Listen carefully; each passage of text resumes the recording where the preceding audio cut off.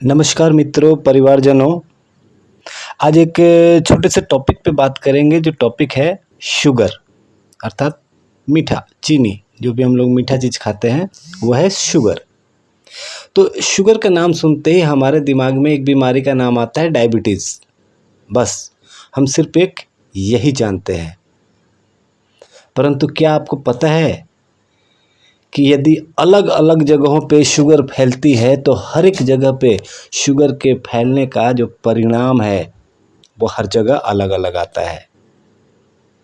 ये तो एक बात है कि ब्लड में शुगर बढ़ गया तो डायबिटीज़ हो जाएगी, परंतु यदि रक्त के अलावा भी कहीं शुगर बढ़ जाए तो क्या प्रॉब्लम हो सकती है। आई थिंक अभी तक शायद आपको नहीं पता होगा। आइए एक बहुत ही लाजवाब जानकारी देंगे आप सभी को। हर बार की तरह बने रहिए हमारे चैनल पे। वापस लौटते हैं टॉपिक की ओर। हम जो बात कर रहे थे शुगर के विषय में, तो शुगर का प्रभाव मुख्यतः 8 जगहों पे होता है। ये 8 जगह कौन कौन से हैं, आइए इनको समझने का प्रयास करते हैं। हाँ, इन जगहों पे शुगर के होने वाले प्रभाव को समझने के बाद हम जैसे शुगर लेवल को डाउन करने के लिए न्यूरोथेरेपी के उपचार का प्रयोग करते हैं, ठीक वैसे ही करेंगे। आइए बात करते हैं एक एक करके।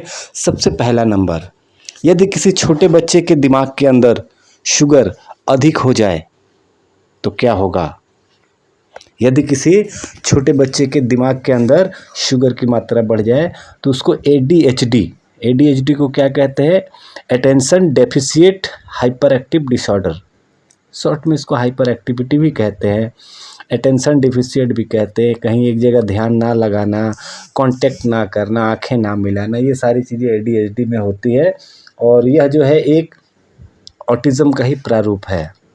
अर्थात ऑटिज़म के तो ऐसे बहुत सारे कारण हो सकते हैं। आप अगर गूगल पे या कहीं भी पढ़ने का प्रयास करोगे, कहीं भी क्लियरली यह मेंशन नहीं है कि ऑटिज़म आखिर आता किन कारणों से है। परंतु हाँ, उनमें से एक कारण है बच्चे के ब्रेन के अंदर शुगर का लेवल बढ़ा हुआ होना। तो पहला पॉइंट आपको ये समझ में आ गया होगा कि यदि बच्चे के दिमाग में शुगर का लेवल बढ़ जाए तो उससे बच्चे को एडीएचडी या ऑटिज़म की प्रॉब्लम हो सकती है। ठीक वैसे ही दूसरा नंबर बता रहा हूँ कि ठीक वैसे ही यदि वयस्कों में जिनकी उम्र 40 या 40 के ऊपर है, उनके अगर दिमाग में शुगर का मात्रा बढ़ जाए, शुगर का लेवल बढ़ जाए तो उन्हें क्या प्रॉब्लम हो सकती है। तो अभी तक आपने न्यूरोथेरेपी में या अदर्स कहीं भी जो भी न्यूरोलॉजिकल डिसऑर्डर्स के नाम सुने हैं, वो सारे डिसऑर्डर्स उस बंदे को आ सकते हैं। उसमें भी खास करके एल्जाइमर्स है या डिमेंशिया है, ये खास है। तो यदि वयस्कों के दिमाग में शुगर का लेवल बढ़ जाए तो ये सारी बीमारियां आ सकती है। यदि थर्ड पॉइंट, यदि हमारे आँखों में ग्लूकोज का लेवल बढ़ जाए तो क्या हो सकता है। आँखों में यदि ग्लूकोज का लेवल बढ़ जाए तो उससे हमारे आँखों के अंदर का प्रेशर बढ़ जाएगा, जिसके कारण हमें ग्लूकोमा की प्रॉब्लम हो जाती है। तो याद रखिएगा, ग्लूकोमा जो है ये आँखों में शुगर का लेवल बढ़ने के कारण होता है। फोर्थ पॉइंट आते हैं कि अगर दांतों में अगर शुगर का लेवल बढ़ जाए तो क्या होगा। हम अपने दांतों को बचाने के लिए दिन में 2-2 बार ब्रश करते हैं। आपने एक बार सोच के देखा है कि जो मनुष्य को छोड़ के बाकी जो वन्य जीव हैं या जो भी हमारे पालतू जीव भी हैं, वो जब भी खाते हैं उनके भोजन का बचा हुआ जो भी प्रोटीन, कार्बोहाइड्रेट, शुगर वगैरह है, सारा उनके दांतों में लगा हुआ रहता है। परंतु जो वन्य जीव हैं वो नॉर्मली शुगर नहीं खाते, इसलिए उनके दांतों में शुगर नहीं होता है और कभी उनके दांतों में कैविटी नहीं होती है, कीड़े नहीं होते हैं।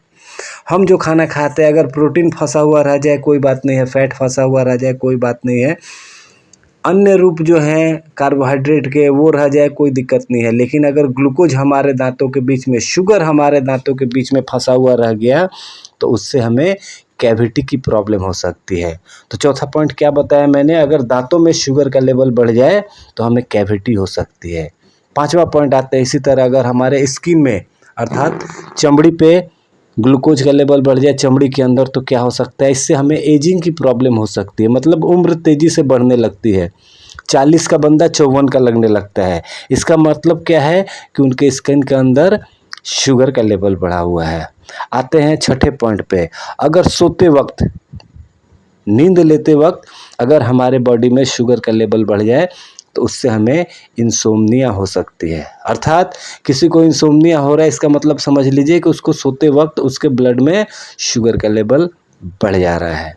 चाहे वो किसी भी तरह से हो, कारण कुछ भी हो, टेंशन के कारण हो या रात को ज़्यादा मीठा खाने के कारण हो, जो भी कारण हो सकता है, परंतु बात ये है कि सोने के टाइम पे उनके बॉडी के अंदर शुगर का लेवल बढ़ा है, तभी उन्हें नींद नहीं आ रही है। जब तक ये शुगर का लेवल बढ़ा हुआ रहेगा तब तक उन्हें नींद नहीं आएगी। आते हैं 7वें पॉइंट पे, जो हम सभी जानते हैं कि यदि हमारे रक्त में हमारे शुगर का लेवल बढ़ जाए तो उसी को हम लोग डायबिटीज़ कहते हैं। टाइप 1 हो, टाइप 2 हो, इंसिपिडस हो, किसी भी हाल में होता यही है कि ब्लड के अंदर शुगर का लेवल बढ़ा है। तो जब ब्लड के अंदर शुगर का लेवल बढ़ता है तो वो डायबिटीज़ होता है। और आते हैं आखिरी और 8वें पॉइंट में, जो हमारे शरीर के 11 सिस्टम्स हैं, 11 तंत्र जो हैं, तंत्रिका तंत्र, पाचन तंत्र, उत्सर्जन तंत्र, बहुत सारे ऐसे 11 तंत्र हैं। इनमें से किसी तंत्र में, पूरे सिस्टम में यदि शुगर का लेवल बढ़ जाए तो उसी को हम लोग कैंसर कहते हैं। तो ये जो 8 पॉइंट मैंने बताए, इन सब के साथ जुड़े हुए 8 तरह की बीमारियां बताई, इन सभी बीमारियों के पेशेंट को देखते ही समझ जाना है कि इनके बॉडी के किसी एक पर्टिकुलर जगह पे शुगर का लेवल बढ़ा हुआ है। हमें अपने न्यूरोथेरेपी के तरीक़ों से उस शुगर के लेवल को डाउन पे लाना है।